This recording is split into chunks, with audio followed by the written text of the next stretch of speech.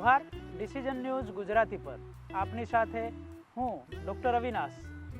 સમગ્ર ગુજરાતમાં હવે લોકસભાની ચૂંટણીને લઈને તૈયારીઓ ચાલુ થઈ ગઈ છે। એ પક્ષ દ્વારા હોય અને લોકો દ્વારા પણ પોતાના ઉમેદવારને જીતાડવા અને ચૂંટી લાવવા માટે અને પ્રજાના જે કામો છે, પોતાના જે કામો છે એને કરી લેવા માટેની હોડ જામી છે। ત્યારે લોકસભાની ચૂંટણીને લઈને ખાસ કરીને ગુજરાતમાં એવું કહેવાય છે કે વલસાડ લોકસભા પર જે ઉમેદવાર જીતે છે એ ભાજપ હોય, કોંગ્રેસ હોય કે કોઈ અન્ય પક્ષ, એની જ સરકાર કેન્દ્રમાં રચાતી હોય છે એવું અહીંની માન્યતા છે। અને આ ખાસ બેઠક આદિવાસી અનામત બેઠક છે। અહીંયા અનામત બેઠક પર આદિવાસી ઉમેદવારો પોતાની ચૂંટણી લડતા હોય છે। ત્યારે આ બેઠકો ઘણા સમયોથી આ ચૂંટણી લડાય છે લોકસભાની, પણ અહીંના જે સ્થાનિક મુદ્દાઓ છે કે અહીંની જે સ્થાનિક સમસ્યાઓ છે, જે પ્રાણ પ્રશ્નો છે, અહીંના જે જમીની પ્રશ્નો છે, એમના વિશે વાત તો દૂર પણ એને જેના નિરાકરણ માટે આટલા ઉમેદવારો અત્યારે ચૂંટાઈને ગયા આપણા ગુજરાતમાં આટલા વર્ષોના શાસન પછી પણ અહીંની જે વાસ્તવિકતા, જે સમસ્યાઓ છે હજી તે હજુ પણ દૂર થઈ નથી અને એના અવાજ લોકસભાના જે સાંસદ તરીકે ચૂંટાય છે તેઓ દિલ્હીમાં પણ ઉઠાવી શકતા નથી। તો એનું શું કારણ છે અને આ વખતની ચૂંટણી કેવી રહેશે અને જે ગઈ ચૂંટણી હતી 2019ની, 2014ની અને 2009ની ચૂંટણી કેવી હતી એના વિશે પણ આપણે આજે વાત કરીશું। વાત કરવા માટે આદિવાસી સમાજમાં એવું પ્રચલિત છે કે આપણે પ્રકૃતિ પૂજા સાથે કોઈ પણ શુભ કાર્યની શરૂઆત કરતા હોય છે। ત્યારે ડિસિઝન ન્યૂઝ લડત લોકતંત્રની નામનો કાર્યક્રમ લોકસભાની ચૂંટણીને લઈને સ્પેશિયલ આયોજન કરી રહ્યું છે। ત્યારે આ જ પરંપરાને આગળ વધારતા આદિવાસી સમાજની જે પરંપરા મુજબ કોઈ પણ શુભ કાર્ય કરવા માટે વડીલથી પ્રાથમિકતા આપવામાં આવે છે અને વડીલથી પ્રથમ શરૂઆત કરવામાં આવે છે। તો આદિવાસી સમાજના ખરેખર જે પ્રાણ પ્રશ્નો છે, જે સમાજની સમસ્યાઓ છે, સમાજના કાર્યક્રમો છે અને જે પ્રકૃતિ પૂજા સાથે શરૂઆત થાય છે ત્યારે એક ચહેરો હંમેશા એ લોકોમાં આપણને જોવા મળતો હોય છે અને તે છે આપણા વડીલ, આદિવાસી સમાજના જે હિત કરતા છે એવા બાબુ કાકા। એમની સાથે આપણે વાત કરીશું આજે અને લડત લોકતંત્રની જે કાર્યક્રમ છે એમની શરૂઆત એમના દ્વારા કરીશું અને એ આખી લોકસભાની જે ચૂંટણીનો ઇતિહાસ છે, એનું વર્તમાન કેવું હશે, એનું ભવિષ્યમાં કેવા મુદ્દાઓ સાથે આ લોકસભાની ચૂંટણી લડાશે વગેરે વિશેની માહિતી મેળવીશું। પહેલાં તો ડિસિઝન ન્યૂઝમાં બાબુ કાકા તમારું સ્વાગત છે। જોહાર। જય જોહાર। મેં તો તમારો પરિચય આપ્યો પણ હું તમારા મોઢે તમારો પરિચય જાણવા માંગુ છું અને અમારા દર્શકો પણ એ જ ઈચ્છે છે કે તમે તમારા શબ્દોમાં તમારો પરિચય આપો। ડૉક્ટર અવિનાશજી, આપ ડિસિઝન ન્યૂઝથી અને ડિસિઝન ન્યૂઝના માધ્યમથી જે કંઈ ચૂંટણી અંતર્ગત વાતો લાવી રહ્યા છો ને કરી રહ્યા છો, ત્યારે હું એક આદિવાસીના નાતે પ્રથમ તો હું પ્રકૃતિનો હિમાયતી છું, સંસ્કૃતિ પરંપરાનો હિમાયતી છું। તો જે કંઈ વાત કરું આ ડિસિઝન ન્યૂઝ મારફતે અને આપના સવાલ જવાબથી જે કંઈ વાત કરું તે પહેલાં હું આ સૌનું કલ્યાણ કરનારી પ્રકૃતિની જય હો, પ્રકૃતિને નમન, પ્રકૃતિને વંદન, એ સાથે હું મારો પ્રથમ પરિચય ટૂંક આપીશ। તો મારું નામ બાબુભાઈ ગાંગુરડે છે। મને આ વાંસદા પંથકમાં બાબુ કાકા તરીકે બધા ઓળખે છે અને સંબોધે છે। હું આજે 75 વર્ષની વયે પહોંચ્યો છું। તો મેં કોઈ રાજકીય એના પર વાત નથી કરી રહ્યો, પણ આદિવાસીને ધ્યાનમાં લઈને આપ જે કંઈ ચૂંટણી અંતર્ગત વાત કરશો તો તેના અન્વયે હું સમસ્યા અને સમાધાન અંગે જે કંઈ આપ પૂછશો તો તે અંગેનો હું એમ કે એક મારો અનુભવ સાથેનો હું એમ કે મારો તમને એમ કે ભાઈ માહિતી આપીશ। તો હું બાબુ કાકાના નામે ઓળખાઉં છું।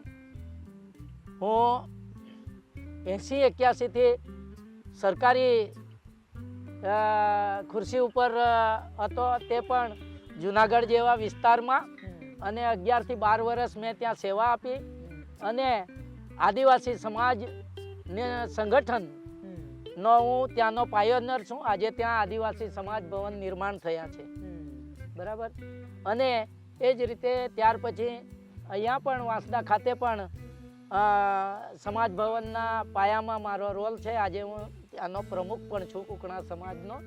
અને આદિવાસી એના એક અગ્રેસિવ કાર્યકર તરીકે કામ કરીએ છીએ. આ મારો એમ કે ટૂંક પરિચય છે. અને હું પ્રકૃતિનો હિમાયતી છું, સંસ્કૃતિ પરંપરાનો હિમાયતી છું. એટલે આદિવાસીની વિચારધારાની સાથે આદિવાસીઓનું જીવનશૈલી જે કંઈ એમ કે ભાઈ છે તેને ટકાવી રાખવા, જાળવી રાખવા, આજની પેઢીને સંદેશો આપવા હું આદિવાસીના પૂર્વજો વડવાઓ જે કંઈ એમ કે ભાઈ આપણી જીવનશૈલી હતી તે કઈ રીતે એમ કે એની કરતા, તો કે ભાઈ તેનો હું એમ કે હિમાયતી થઈને હું એનું કાર્ય પણ આચરણમાં લઈને કરું છું. એટલે જે કંઈ જન્મ છે, મરણ છે, લગ્નવિધિ છે, બરાબર, અને બીજી જે કંઈ એમ કે આદિવાસીની સંસ્કૃતિ પરંપરાના એમ કે જે હોય તો તેના હું એમ કે બ્રાહ્મણવાદને અલગ રાખીને હું એમ કે આદિવાસી પરંપરા મુજબ લોકોના કામ કરું છું સંસ્કૃતિને ધ્યાનમાં લઈને. અને એ અનુભવ મને એમ કે થયો છે અને લોકો આજની પેઢીના યુવાનો મને આવકારે છે. બરાબર. આ મારો એક ટૂંકો પરિચય તમને કહ્યો. હવે તમે સંસ્કૃતિના કામ કરો છો, જે આદિવાસી સમાજની પરંપરાગત રીત રિવાજો છે એ યુવા પેઢી સુધી પહોંચાડો છો. તમે કીધું તેમ તમે સરકારી ખાતા સાથે પણ જોડાયેલા હતા. તે દરમિયાન તમે જે ચૂંટણીના અનુભવો થયા, આપણે ખાસ કરીને લોકસભાની ચૂંટણીની વાત કરવા જઈ રહ્યા છે ત્યારે એ અનુભવો અમારી જોડે શેર કરશો? અનુભવો શેર કરવામાં ડૉક્ટર અવિનાશજી, હવે તમે ચૂંટણી અંતર્ગત વાત કરી છે તો ત્યારે મારે પણ રાજકીય સાથે કેવો એમ કે શરૂઆતનો પાયો હતો એ બી મારે કહેવો તો જોઈએ ને.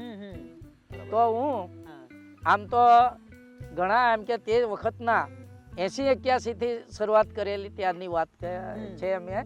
અને હું ગ્રેજ્યુએટ થયો તે પછી તરત કઈ નોકરી તો મળી જતી નથી, એકાદ 2 વર્ષ તો રાહ જોવી પડે, થઈ જતી હતી.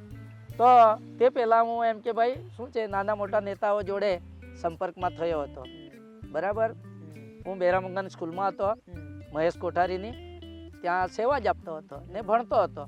ત્યાર પછી એમ કે ત્યાં સંપર્કમાં બધા થયા. આ ડૉક્ટર કુમુદ જોશી જે આજે નથી, ડૉક્ટર અમૂલ દેસાઈ જે નાણાં પ્રધાન ગુજરાતના હતા, કદાચ નામ સાંભળ્યો છે તમે પણ જોયા નહીં હોય તમે, બરાબર. તો ત્યારથી મારો આ રાજકીય જે માધાતાઓ સાથે એમ કે પરિચય થયો હતો, બરાબર. કુમુદ જોશી તો અમને બુલેટ પર બેસાડીને લઈને ફરતી હતી આવા ચૂંટણીના એમાં, બરાબર. એટલે આ વાત મારી છે. ત્યાર પછી હું ધીરે ધીરે હવે શું છે આમ સુરતની વ્યારાપટ્ટી પર એમ કે ગયો. તો ત્યાં મને જે ચૂંટણીના ખેરખા કહેવાય ને, અરે રાજકીય એના એવા ઝીણા દરજી જોડે હું એમાં થયો, એની સંસ્થામાં મેં કામ કર્યું, બરાબર. અને એ રીતે થઈને એમની સાથે થયો રાજકીય રીતે. એટલે આવા બધા પરિચયો થયા, અનુભવો પણ થયા. અને તેની સાથે પછી જ્યારે 1976ની અંદર, બરાબર, કોંગ્રેસનું શાસન હતું દેશ પર અને ઇન્દિરાજી હતા. એટલે મને તે સમયે જે 1976ની અંદર ઇન્દિરાજીએ રોસ્ટર એક્ટ અપનાવવા માટે અને આદિવાસીનું જે કંઈ એમ કે ભાઈ ઉન્નતિ કરવા માટે વિચાર મૂક્યો, ભલે એનો બેકગ્રાઉન્ડ જે હોય એ, પણ આ એ કર્યું તેનાથી હું છે ને નોકરીમાં એમ કે મારી ઉન્નતિ થઈ, સરકારી નોકરીમાં, બરાબર.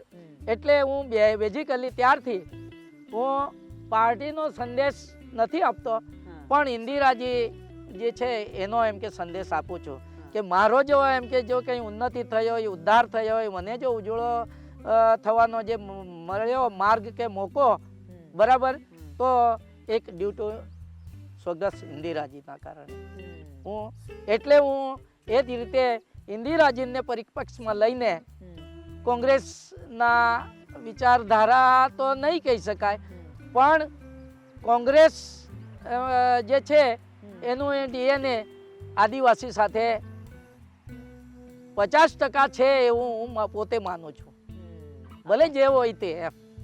અને એ રીતે હું એમ કે ભાઈ ફ્રોમ ધી બિગિનિંગ કોંગ્રેસની સાથે એમ કે ભાઈ સપોર્ટમાં ચાલુ છું. એકદમ કંઈ ફિલ્ડમાં મારું કંઈ ઉગતું નથી. એ સમયે જ્યારે તમે 1975ની વાત કરો છો, એ સમયે તો કટોકટી પણ લાગી હતી. તે વખતે તો ઇમરજન્સી જેવી આખી માહોલ ઊભો થયો હતો. એ વખતે આપણા આદિવાસી સમાજ પર પણ કોઈ એવી અસર હતી? એ સમયે જે છે કટોકટી હતી, પણ એવા એમ કે આદિવાસી સમાજના જે નેતાઓ જે હતા, હવે એ જે નેતાઓ જે હતા તો એમાં શું છે કે બધા હું તો કોંગ્રેસના નેતાઓ જોડે સંબંધિત હતો, એટલે એ લોકોને એના ઉપર તો કઈ કટોકટીની વાત નહીં આવતી હતી. તો સામેના માણસો જે હોય વિપક્ષ તો તેની વાત હતી. તો હું જે વિસ્તારમાં જે હતો ત્યાં એવા નેતાઓ પર એટલી બધી કઈ જુલમગીરીની વાત નહીં હતી એમ, અને એવા ખેરખા હતા જ નહીં એમ વિપક્ષના. એ તો આ તે સમયની મેં જોયેલી વાત છે ને જાણેલી વાત છે. બરાબર. હવે નાના નાના જે કંઈ વિપક્ષના કાર્યકર્તાઓ કહે તે એ લોકોને એવી ઇમરજન્સીમાં પેલી કરાતી નહીં હતી, ને આદિવાસીને તો તેમાં નહીં જ. બરાબર. આ મારી જાણકારી મુજબ તમને વાત કરી. ત્યારે બી લોકસભાની ચૂંટણી તો થતી હતી, તો ત્યારે કેવા મુદ્દાઓ પર ચૂંટણી લડાતી હતી આપણા સમાજમાં, આદિવાસી સમાજની ખાસ કરીને વાત કરીએ ત્યારે?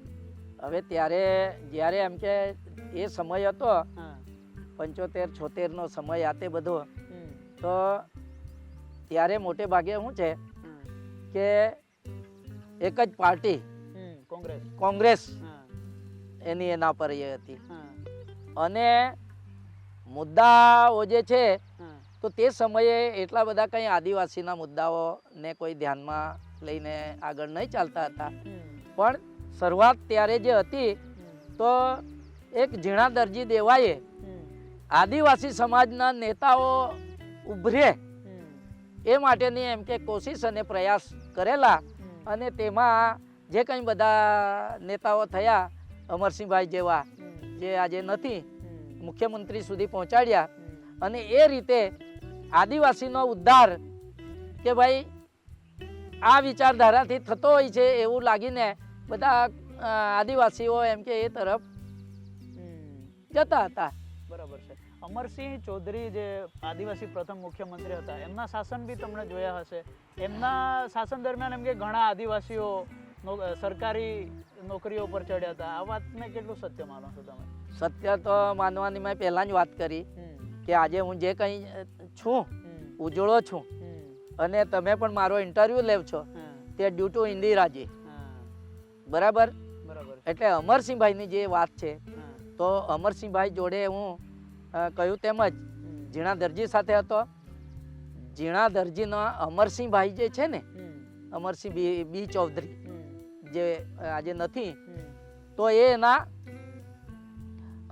શું કહેવાય દત્તક પુત્ર જેવા હતા. બરાબર. અને અમરસિંહભાઈ ને કે જે કંઈ બીજા આજે જે અમરસિંહ ઝીણા પણ છે એ બધા, એ લોકોના માટે ઝીણાભાઈએ એમ કે ભાઈ બધી જ બાજીઓ લગાવીને કામ કર્યું છે. તો હવે તમે જે મુખ્યમંત્રી હતા અમરસિંહભાઈ અને એની જે વાત કરો છો, તો હું એક જ કે અમરસિંહભાઈ જોડે મારો પણ ખૂબ સારો એ હતો. હું કેમ કે હું ઝીણા દરજીની સંસ્થામાં હતો, અને આ લોકો પણ ઝીણા દરજીની સંસ્થામાંથી જ ભણી ગણીને ઉપર થયા હતા. બરાબર છે. અમરસિંહભાઈના છોકરા જે છે આજે તુષાર ચૌધરીને, તો તુષાર ચૌધરીને તો હું આંગળી પકડીને સ્કૂલ બાળવાડીમાં મૂકવા જતો હતો. એટલે આ ટૂંક વાત છે. એટલે અમરસિંહભાઈએ જ્યારે મુખ્યમંત્રી બન્યા, બરાબર છે, હવે એ કેવી રીતે બન્યા શું છે એની પળોજણમાં નથી કરવાનું દે થતું, પણ મુખ્યમંત્રી બન્યા પછી અમરસિંહભાઈના એના ઉપર આદિવાસીના સમાજના લોકોએ ખૂબ મદાર રાખી હતી.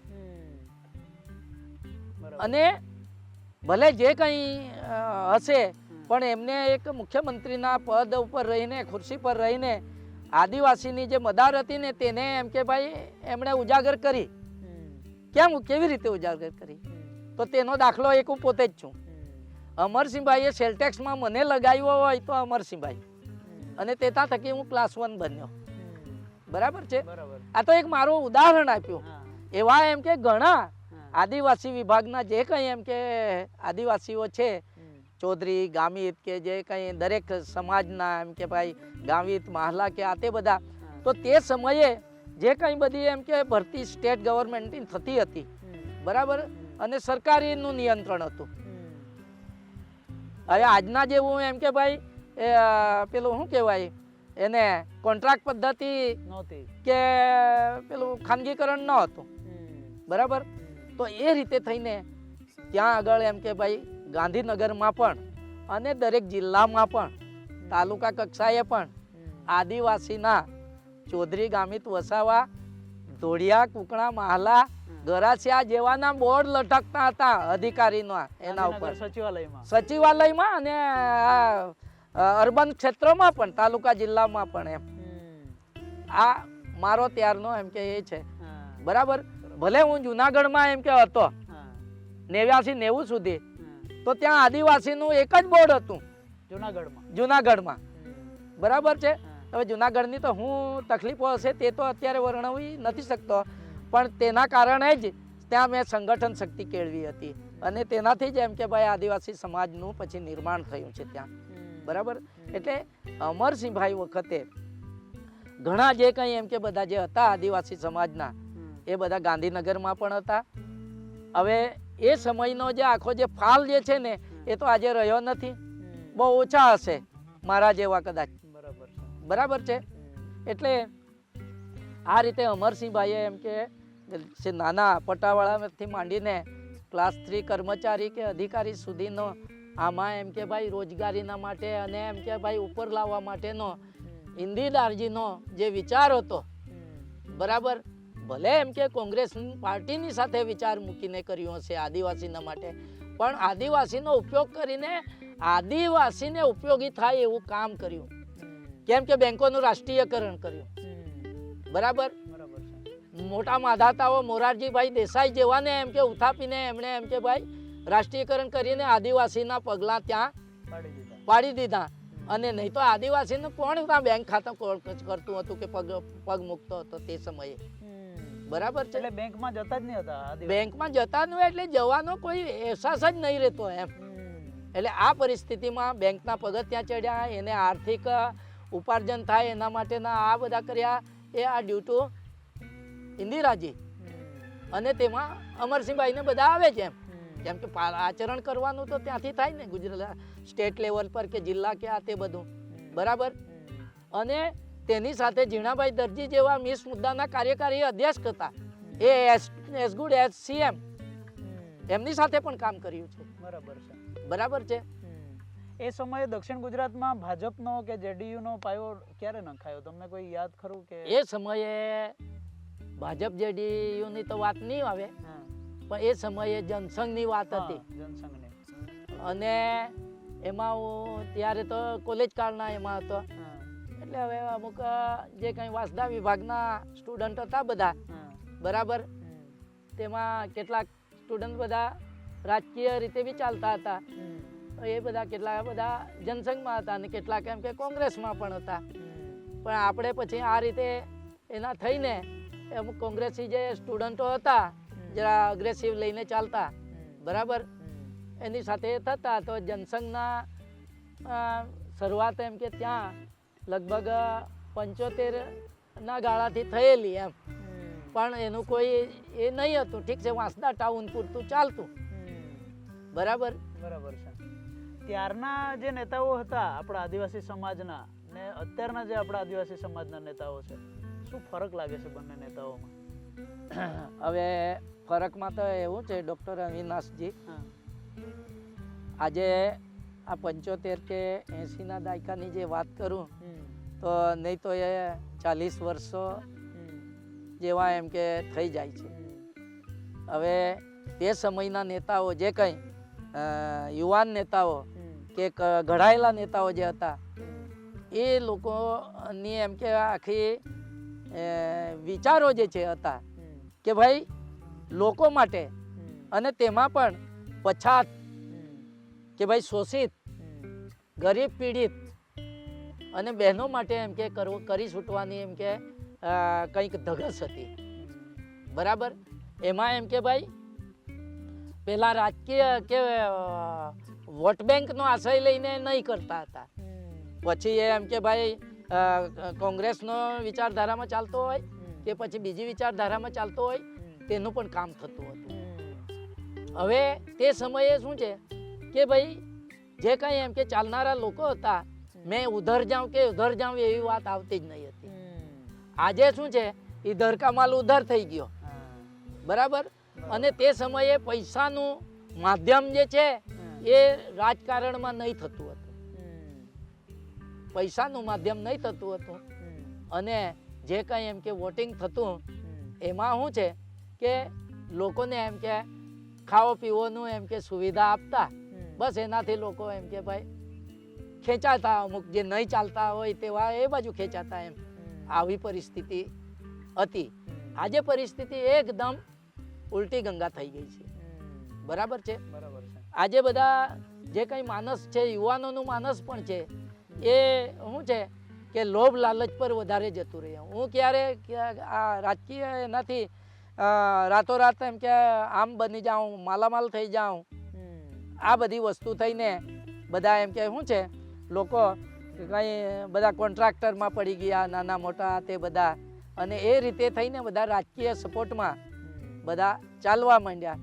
તેમાં એમ કે ભાજપ જે કાંઈ એમ કે ભાઈ 1980 કે 78થી આવ્યું, બરાબર, 80થી આવ્યું, બરાબર. તો એ પછી એમ કે શું છે કે આજની જે ભાજપના જે દાવપેચ છે બધા, એના અનુસંધાને બધા આજનું જે યુવાન જે છે, બરાબર, આજનું યુવાન જે કંઈ 22-25 વર્ષનું છે, હવે એ જે વાત કરું એ યુવાની એ કોંગ્રેસની વાતો જાણી જ નથી. એણે એમ કે વિપક્ષ ત્યારે ભાજપ હતો તેનું જ બધું એ થયું ને એનું જ રાજમાંથી એમ કે એ થયું. એટલે બધા શું છે, બધાને લોભ લાલચથી બધા એમ કે એમાં વધારે દોરવાઈ ગયા, બરાબર. આજની તારીખે બી નાના નાના કાર્યકરો છે તો એ લોકોને બી એમ કે ભાઈ એમાં એમ કે વશમાં લઈ લેવા માટે આ બધી એમ કે પદ્ધતિ થાય છે. ત્યારે આવી કોઈ સિસ્ટમ નહીં હતી, બરાબર ને, જતા પણ નહીં હતા, બરાબર. હવે હું ખુદનો હું છું, બરાબર. તો તમે મારે પણ એ કહેવું જોઈએ કે નહીં કે હવે આ સમયમાં, બરાબર, હું નિવૃત્ત થયો, બરાબર. નિવૃત્ત થયો પછી થોડુંક એમ કે હું ફિલ્ડમાં બહાર મારી મેં એમ કે એ પગ મૂક્યો, એટલે મને પણ ખરીદવા માટે ઘણા બધા એના એ થયા, અને તે બી ટોપના. મારે નામ નથી લેવા એમાં તો, કેમ કે સારું નહીં લાગે. પણ મેં એમ કહ્યું કે ભાઈ હું આદિવાસી છું અને હું ઇન્દિરાજીના કારણે હું ઉજળો થયો છું. એટલે હું એમ કે જ્યાં સુધી ઇન્દિરાનું જે તરફથી આખું જે વલણ હતું અને જે રીતે એમ કે આદિવાસીનો ઉદ્ધાર કર્યો છે, તો ત્યાં સુધી તો હું જીવીશ મરીશ ત્યાં સુધી હું આ કોંગ્રેસની પાર્ટીની સાથે હું કે જે ઇન્દિરાજીની મૂળ પાર્ટી હશે તેની સાથે ચાલનારો છું વિચારધારાની રીતે. હું કંઈ બહુ ફિલ્ડમાં કંઈ ઉકાળી નહીં શકું. પણ જો આદિવાસી સમાજને ભાજપ વધારે સપોર્ટ કરે, આદિવાસી સમાજના ઉત્થાનમાં ભાજપ વધારે પેલું કરે, તો શું તમે કોંગ્રેસના જે પેલા છે એ ભૂલીને તમે ભાજપ સાથે પણ પેલું કરી શકો? જો તમે આજે ડિસિઝન ન્યૂઝ લઈને એમ કે જે કંઈ દરેક વાતાવરણને એમ કે ઉજાગર કરો છો, તો ભાજપ એ આમાંથી જન્મેલું છે, આપને ખબર પણ છે. ભાજપ એ ટોટલી RSSનું મૂળ છે. RS એ ટોટલી બ્રાહ્મણવાદ છે, જે વર્ણ વ્યવસ્થાનું આખું જે છે. અને એમાં શું છે કે શોષિત પીડિત કે આદિવાસી ને એ લોકો સ્વીકારવા માંગતા નથી. તો એ ક્યારેય ભાજપ હશે કે ભાજપનો બીજું કંઈ ફાટો થશે, એ આદિવાસીને કે ભાઈ જે કહેવાય ને SC ST OBC અને માઇનોરિટી કે ગરીબ મહિલાઓ, એ ક્યારેય એને હૃદયપૂર્વક સ્વીકારવાના નથી. હા ઠીક છે, આ દેશના શાસન માટે અને શાસન આપણા ઉપર કરવા માટે થઈને આપણને ગમે તે રીતે એમ કે ભાઈ સકંજામાં લઈને એમ કે લેશે અને તમારે પરાણે જવું પડે એ અલગ વસ્તુ છે, બરાબર. અરે પરાણે જવા માટે તો મને પણ એ થયા, પણ હું નથી ગયો. હું આદિવાસી છું અને આ વિચારધારા સાથે મારી વિચારધારા મેચ નહીં થાય, માટે આમાં એમ કે મારો જે કંઈ છે અંત સુધી મારું એમાં આવે નહીં. એટલે હાલની જે આખી પદ્ધતિ જે છે ભાજપની, અને એમાં તમે જે કહો છો કે આદિવાસીનો એ ઉદ્ધાર કરશે, એ ઉદ્ધાર કરશે એ કેવો ઉપર છલ્લો, પણ જે જમીની સ્તર પર અને હૃદયને જે અસર કરે એવો ઉદ્ધાર નહીં કરે કે નહીં ભાઈ તમે એમ કે ભાઈ આદિવાસી તો હવે એમ કે તમને અમે એમ કે RSSના આ બનાવી દઈએ, ભાજપના આ બનાવી દઈએ, એવી વસ્તુ થવા નથી. આ તો શું છે કે ભાઈ સંવિધાનમાં ડૉક્ટર બાબા સાહેબે આંબેડકરે આપણું જે પ્રતિનિધિત્વ આપ્યું છે, જે કંઈ ગામથી માંડીને તાલુકા, જિલ્લા અને રાજ્ય અને દેશની લોકસભા સુધીનું, તો એના પ્રતિનિધિત્વમાં આ લોકો આવી શકે એવું છે નહીં. એટલે કોના પગ પાળવા પડે? બરાબર છે. એટલે આદિવાસીના જ પાળવા પડે ને. અને એને એમ કે કઈ રીતે માનસિક રીતે ગુલામ બનાવી દેવા, તેવી રીતે ગુલામ બનાવીને આ લોકો ઉપયોગ કરે છે. ને આદિવાસીનો અમે ઉદ્ધાર કર્યો, પણ વાસ્તવમાં ઉદ્ધાર નથી, પ્રતિનિધિત્વ તો છે જ 1950 થી. અનામત બેઠક તો આપણી છે જ, હા, એના પર જ આપણા આદિવાસી સમાજના ભાજપના ઉમેદવારો લડે અને છે. હવે આજે તમે એમ કે જોઈશો આ આખા દેશના અને દેશનાની સાથે હું છે દુનિયાના જગતમાં જોશો તો બાબા સાહેબ આંબેડકરને જે છે ને તો આ બાબતમાં બિરદાવે છે. બરાબર છે. બરાબર, નોલેજ ઓફ સિમ્બોલ કહેવાય છે. હા, અને બિરદાવે છે. આજની તારીખે બે વિદેશોમાં એના એમ કે સ્ટેચ્યુઓ આજે પણ એમ કે થાય છે ને, એમાં એમ કે ઘણા જાય છે ભારતના લોકો બી એના જે કંઈ પ્રસંગમાં. એટલે કહેવાનું મારું એટલું જ છે ડૉક્ટર અવિનાશજી કે આદિવાસીનો ઉદ્ધાર ભલે ભાજપ બરાબર સત્તાધારશાહીથી આખા દેશનું શાસન પડાવી લેશે તો બી ઉદ્ધાર કરશે નહીં. અને આમે એમ કે બંધારણને એમ કે શું છે હટાવી દેવાના વિચારધારાની આ લોકોની છે. તો તમે કઈ રીતે એમ કે ભાઈ ડિસિઝન ન્યૂઝના માધ્યમથી ભાજપ આદિવાસીનો ઉદ્ધાર કરશે એવી વાતો કરી શકો? મારું આ સ્પષ્ટ કહેવાનું છે. એટલે એવું કહેવાય છે અત્યારે જે આપણે પ્રતિનિધિઓ છે આપણા આદિવાસી સમાજના ભાજપમાં, એ લોકો કહે છે કે ભાજપ જ આદિવાસી સમાજનો ઉદ્ધાર કરી શકે. એ મુદ્દાને લઈને મેં તમને સવાલ કર્યો. હવે મારો બહુ સારી વાત છે. તો તે એ મુદ્દાને ધ્યાનમાં રાખીને પણ હું વાત કરું છું. બરાબર, બરાબર. તો કહેવાનું મારું એમ છે, આજે આ વાંસદાના પંથકમાં છે કે દક્ષિણ ગુજરાતના પંથકમાં છે, આદિવાસીનો પ્રશ્ન જે ઊભો થયો, તો પ્રથમ પ્રશ્ન ઊભો થયો આદિવાસી સર્ટિફિકેટ ચારણ રબારી ભરવાડ. બરાબર, આજની તારીખે બે લટકેલું છે. આમ આદિવાસી સમાજના જે મોભી છે બરાબર, ડૉક્ટર ગરાસિયા એ પોકારીને કહે છે અમે 49 વખત મળ્યા છે જે કંઈ કન્સર્નિંગ મુખ્યમંત્રી કે કન્સર્નિંગ મંત્રી કે અધિકારીઓને, પણ તોય જે કંઈ માંગ આપણી હતી તેનું હજુ કંઈ પરિપૂર્ણ એમ કે થયું નથી. બરાબર છે. અને જે તે સમયે આપણા અધિકારીઓ આપણા ચૂંટાયેલા પ્રતિનિધિઓ બરાબર એ એમ કે ભાઈ સમાજ કલ્યાણ મંત્રી તરીકે પણ રહ્યા. બરાબર છે. અને એમની પાસે પણ આ બધા પ્રશ્નો થયા. બરાબર, તો એમને તો જાત અનુભવ હતો આ વિભાગના સાથેનો, પણ એમણે કંઈ એવો એનો ઉકેલ કરવામાં નહીં થયો. પણ નવા એમ કે નોટિફિકેશન કાયદાઓ કરીને જ આગળ વધવામાં આપેલો એ થયો. અને આજની તારીખે આપણા આદિવાસી યુવાનો કે આદિવાસીઓ એમાં એમ કે ભાઈ સમસ્યામાં એમ કે ભાઈ સંડોવાયેલા છે, ઉકેલ આવતો નથી. કઈ કેટલાની નોકરીઓ પણ એના માટે થઈને થતી નથી. બરાબર છે.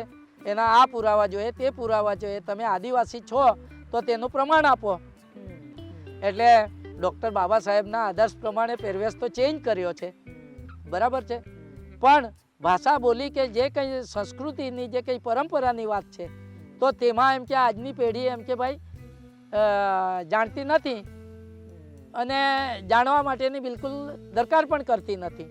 એટલે ત્યાં આગળ એમ કે આદિવાસી તરીકે હોવાના પણ એમાં દરજ્જામાંથી પણ બહાર નીકળી જાય છે.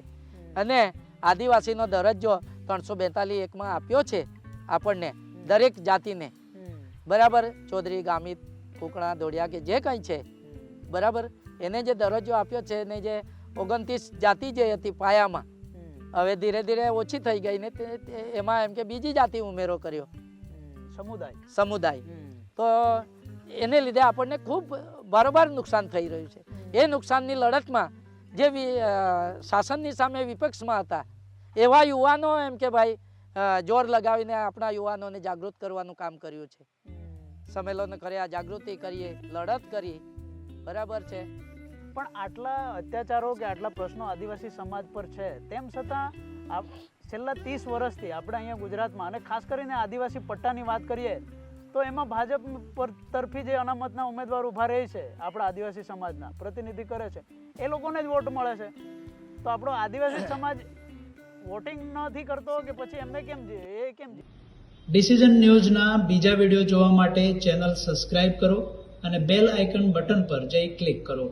સ્વતંત્ર અને આઝાદ પત્રકારત્વની મદદ કરવા નીચે આપેલા થેન્ક્સ બટન પર જઈ ક્લિક કરો. મદદની કિંમત નિશ્ચિત કરો અને ડિસિઝન ન્યૂઝની આ સફરમાં અમારા સાથી બનો.